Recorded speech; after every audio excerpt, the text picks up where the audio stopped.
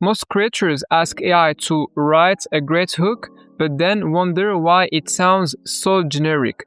The problem isn't the AI, it's what you feed it. In this video, I'll show you how to reverse engineer the best hooks from top channels, turn them into a reusable prompt system, and make AI generate the hooks that actually drive retention. By the end, you will have a repeatable process that you can access for free and can generate better hooks than most creators without you cringing at ChatGPT's answer ever again.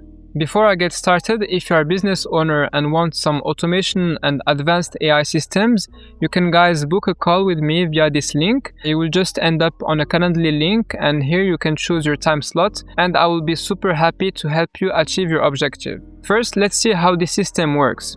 Basically, what we'll be doing is getting the transcripts of good YouTube videos from the top YouTube channels that you have chosen, and then extracting the hooks from every single video using AI. And then finally, using those titles and hooks, plus your new title and a small summary of the YouTube video that you want to produce, we want to generate the new killer hook using AI. At first, what I wanted to do is to use NA10 for this automation.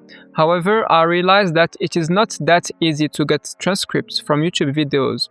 And one way to do that is via the API web store, and it actually costs money, to do that. But I found a free alternative using Python. That's why here for this YouTube video, I will be showing you how to do that via Python.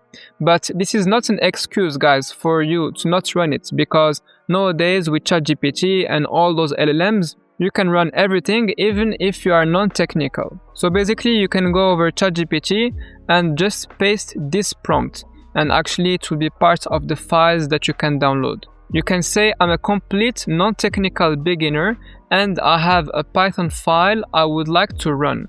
Can you provide me a step-by-step process for me to run this Python file smoothly?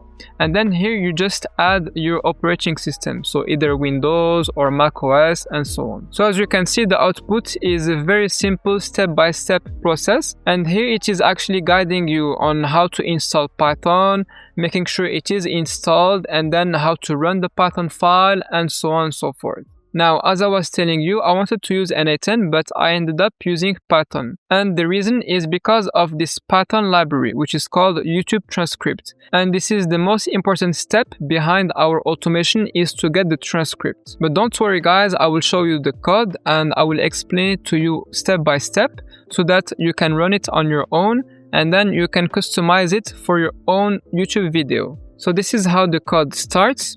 And we have all those important data variables like OpenAI API key, your YouTube API key, as well as the OpenAI model to first extract the hooks, and secondly to generate the new hook for your YouTube video. You will have to write those elements inside a .env file.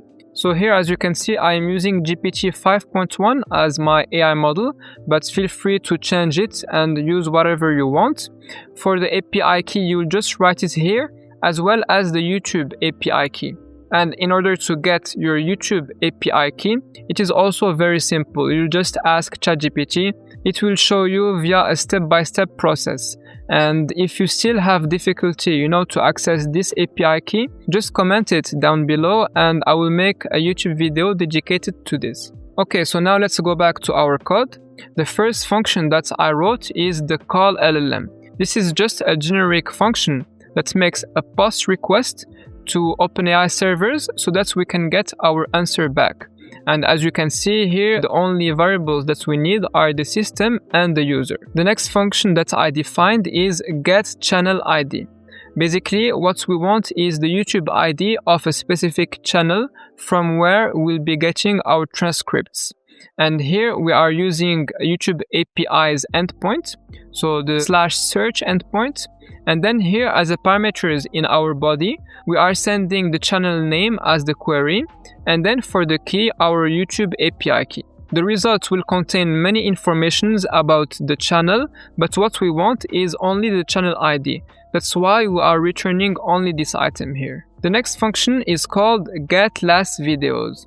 And here basically it needs the channel ID as well as the number of videos that we want to fetch. And what it will be doing is fetch the last n videos. So here, as you can see, we want the 3 last videos of a specific YouTube channel. And as you can see from this code snippet, we are returning a list of dictionaries, and inside every single dictionary, we are returning the video ID as well as the title of that video. And the reason why we want to extract the video ID is because that YouTube transcript Python library needs it in order to extract the transcript from it. And that's actually what's being done in this next function, getTranscript, that needs the video ID. So this is how it is done based on their documentation. We are first defining an object, which we call a YTT API. And then here we are just fetching the transcript. The whole transcript is split into multiple segments, and we are joining all those segments into one single string that is separated by a space. So that's what we're actually doing in this function. The next one is called extract hook with LLM. So this is the one that actually helps us extract a hook from a transcript. It is using 2 variables, the system and the user, that will be injected inside of our OpenAI request. Here for the system prompt, I just say you are an expert YouTube content analyst. And then for the user prompt, I wrote, given this transcript, extract only the hook. The hook ends when the speaker starts structured explanation or instruction. Return the hook verbatim, no commentary. And here basically I'm just injecting the 8,000 first characters from the transcript because we'll be sure that it is long enough to contain the hook. I'm doing that because imagine we have a very long YouTube video, something that lasts 2 hours or 3 hours.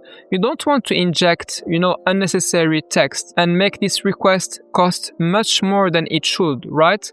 So that's why I'm using this trick. The next function is very important because it is making use of all the other functions that we just saw.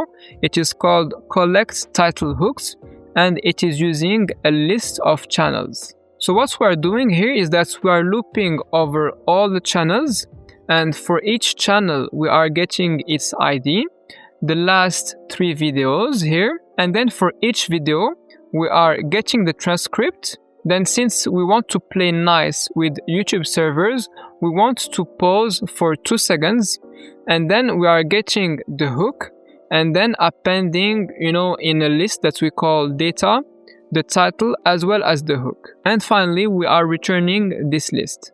The last function is the one that actually generates the new hook. And as you can see, it is called generate new hook. It is using the reference data, which is actually this data that we prepare here, then your new YouTube video title, and then here a small summary about this video. And here for the system prompt, I wrote, you are a world-class YouTube hook writer.